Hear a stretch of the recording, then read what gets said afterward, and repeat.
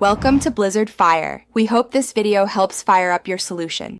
In this video, I will explain how to drift a Ford Focus ST. Since the Focus ST is front-wheel drive, traditional drifting is challenging. We'll focus on techniques like handbrake turns and weight transfer to initiate slides. It's crucial to understand these basics before attempting any maneuvers.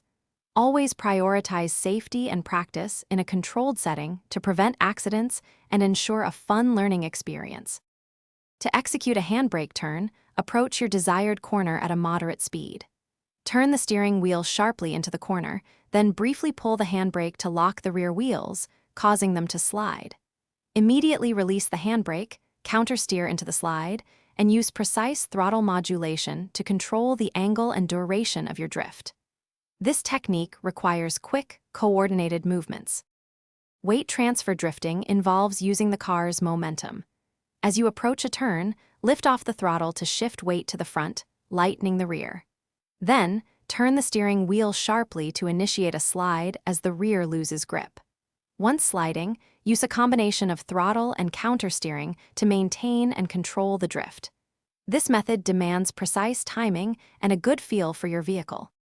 Safety is paramount when learning to drift.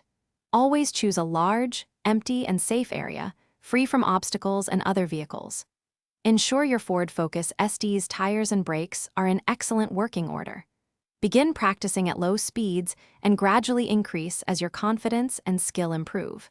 For advanced techniques and to refine your abilities, consider seeking guidance from a professional driving instructor.